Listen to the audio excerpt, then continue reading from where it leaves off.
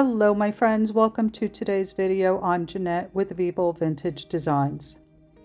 Lately I've been doing a lot of abstract painting simply because I find it so incredibly relaxing, and I have a tendency to paint very detailed and very tight, especially with watercolor, and sometimes that really stresses me out trying to get it perfect because I am my own worst critic.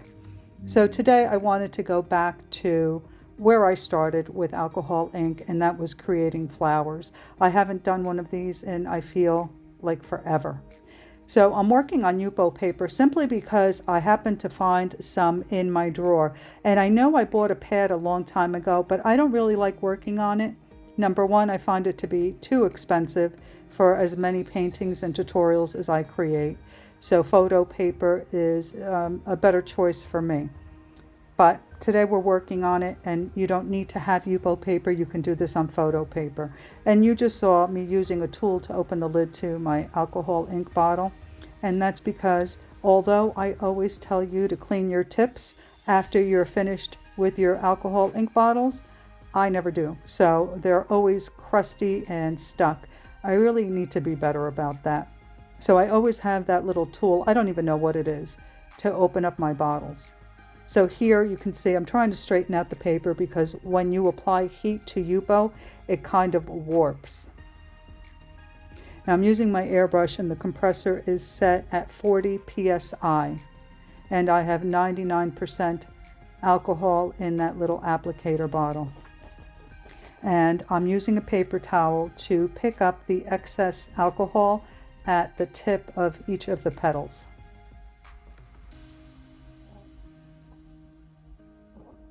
And the colors that I used, I don't think I mentioned this, are Crimson and Poppy Field. Now you can see here that that particular petal kind of started to split on me.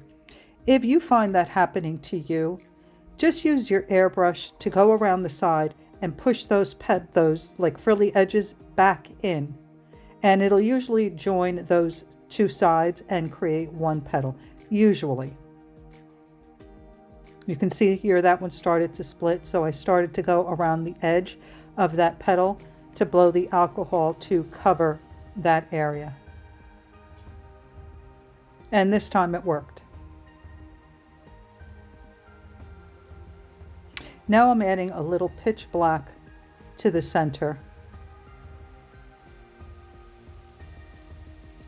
to create my next layer of petals.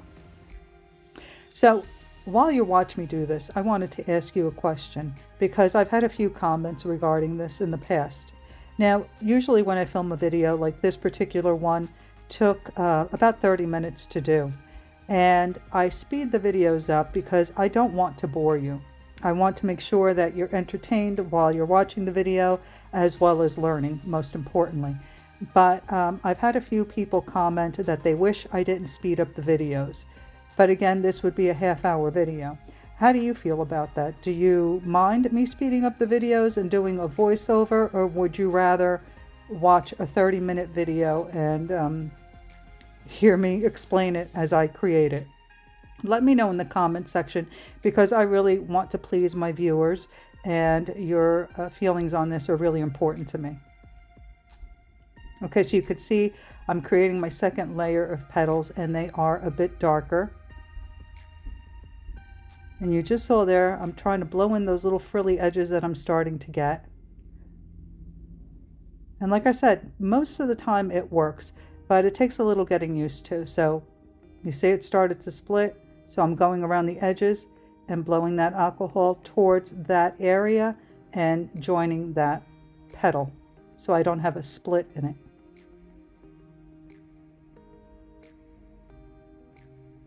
Now I really liked the petals that I blew out first because they were so nice and light and very wispy. And maybe I could have continued along with that instead of adding black and deepening the colors. But since I'm here, I decided let me just go over them.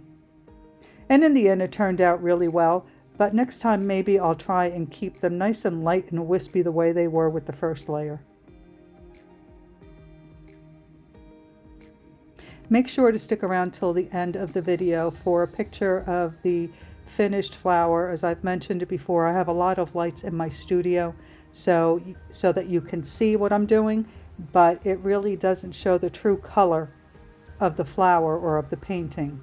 So I always post a picture of the finished painting in the end so you can get a better idea of what it looks like finished. And sometimes I also decide after the video that I want to add a little bit more. So you always see the finished product in the end. Now here I was going to use a blending pen to remove some of the areas that I didn't like, but because I used red, it's a little bit hard to lift. It usually stains the paper, and I was hoping that because I was using Yupo that wouldn't happen, but it did. So what I did was I decided to use Posca pens and create one of my black backgrounds. But first we're going to work on the center. And I wanted to create this center without using the micro brushes. So I do have a white Posca pen here. And I'm starting to dot the center of my flower. And I'm using larger dots or dots closer together in the area that I want to be highlighted. And in the area that I want to be in shadow, I'm using smaller dots and making them further apart.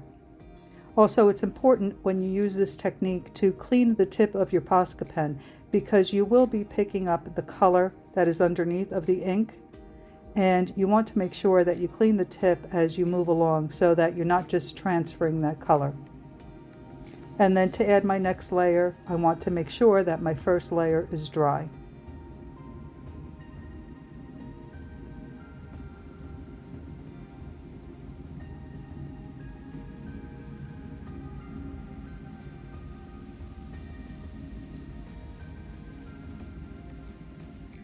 So you can see that on the top left-hand side of that center, it's a little closer together. The dots are a little bit bigger. And then as you move down, they're further apart and smaller.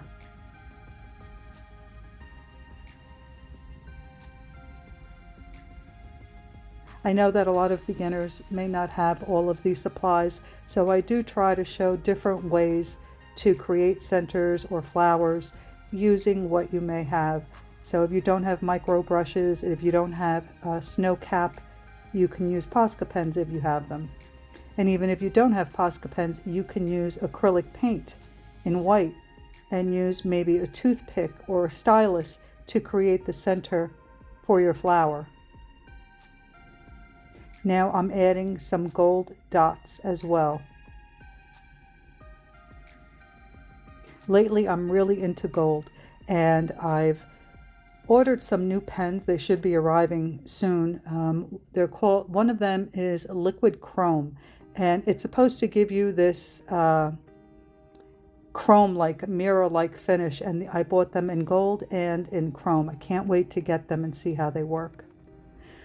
So because I couldn't clean up those edges, I decided to use my new Posca pens to create a black background. And this one that I'm using is the one that I mentioned in a previous video. It is a brush tip, which I've never used before, but I really enjoyed using it here because you can get it really fine. Use the tip of the brush to get into those little tight corners, and then if you apply a little pressure, it broadens the stroke and makes your lines much thicker, as you see me doing here. But I decided that I didn't want to waste this pen filling in this entire background, so I'm using the pen just to get into those tight areas, and then I'll use one with a broader tip to fill in the larger areas. And by using this technique, what's nice about this is that you can reshape your petals. If there's a shape that you don't like, you can taper it. There's so many things you can do to reshape the petals when you don't like them, even if it's just a small area. Now, if you don't have Posca pens, you can use acrylic paint to create the background in black or whatever color you choose. I don't recommend using black ink to do the background because it usually comes out very streaky. And every time you go over it, you're creating more streaks. And I find that frustrating. So I like using the Posca pens because it gives me a really smooth black matte finish. And the acrylic does that too. This is just easier. And heaven knows I have tons of Posca pens. So you can see here I'm filling it in with a Posca pen that has a broader tip. And immediately the painting jumps out at you when you create a black background. And I'm always asked, why don't I just paint on black paper? I don't like painting on black paper because then I have to use snow cap to get the color to show. And when I find that when I mix snow cap with regular ink, it makes it very sticky and it takes forever to dry. So I just paint on white paper and I create my black background. And I can avoid the whole sticky snow cap thing.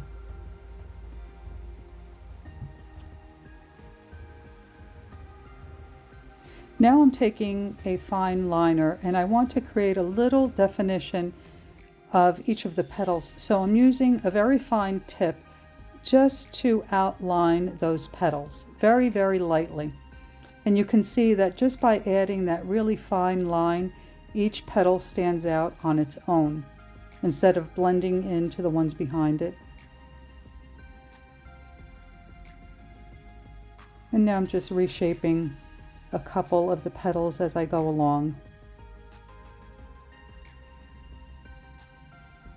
So again, this is just a really fine line that I'm outlining with. Now I don't do this all the time, but sometimes it really does help the petals stand out from one another.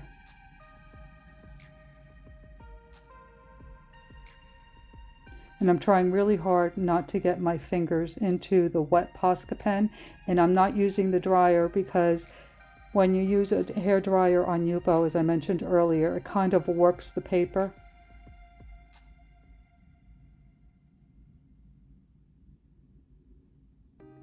And now I want to add a few more white dots into the center because the Posca pen has absorbed the colors of the ink that were underneath and turned them pink. And while I like the way that looks, I still want a little bit more white to show in the center of the flower.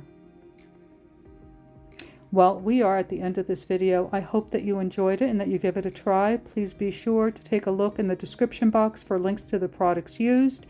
And if you create this flower and want to share it with me, you can do that on our Facebook page, group rather, Vivo Vintage Design Tutorials. Don't forget to like, comment, and subscribe, and I'll see you in the next one. Bye.